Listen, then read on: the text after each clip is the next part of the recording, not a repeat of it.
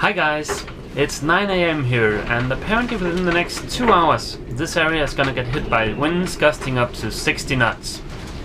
Now I'm not overly worried because the Danish National Weather Service seems to have a bit of a flair for the dramatic, shall we say. Every time they predict some kind of extreme weather, it usually turns out to be, well, less than extreme at least. Also, the wind is supposed to be out of the west, and due west of the marina there's a large forest and some hills, and that's probably gonna take the edge off.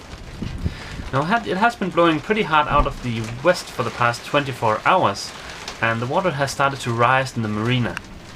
And apparently that's quite normal for this marina, and right now the water sits at 70 centimeters above its normal level, and it's probably going to continue to rise, but we'll see.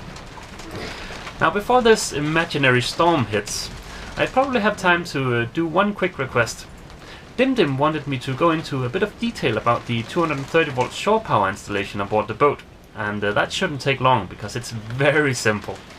Okay, so let's go have a look. Out in the cockpit there is a plug for the shore power connection.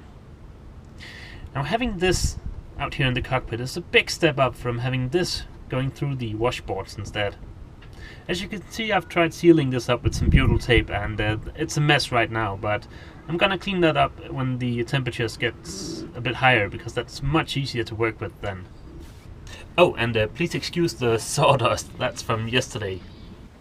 In the galley I've got this fuse box with 2 plugs in it, and I'm not sure about the technical terms in English, so I'm just gonna snap a picture of this and get that into the video. This outlet is located in the galley, right behind the 2-burner gas stove. I think I'm going to use this outlet for an electric oven. Now, as you've seen, space is very limited aboard, and if I choose to go with an electric oven, I can get one of those fancy ones that combine a normal oven and a microwave. This outlet is located next to the head. I want to use it for plugging in the dehumidifier. Now, I plugged the dehumidifier in yesterday, and I noticed that the electrician hasn't done a very good job of putting this together, so I'm a bit disappointed about that. So far, these 3 outlets by the nav station have been my favorite. They allow me to charge my laptop and my GoPro and run a bit of lighting while shooting videos for you guys. The last outlet aboard is located under the quarter berth, and as you can see, there's a lot of junk in the quarter berth right now, so I'm not going to show you that one. But it's used solely for the battery charger. I hope that answers your question, Dim. If you've got any kind of follow-up questions, please leave a comment. Thanks to the wide-angle lens on a GoPro, I think Obelix may look a little bit bigger on camera than she is in real life. So I thought I'd give you guys a few shots of me doing stuff aboard the boat to help you get a better sense of the space down here. So this is me doing the dishes, and well, it's pretty crammed over here, but then again it's pretty crammed almost anywhere on this boat. This is the closest I'm gonna get to standing headroom down below. If I want standing headroom, I'll need to open the hatch. But hey, then I've got all the room in the world. Of course, as I move forward in the boat, there's gonna be less and less headroom.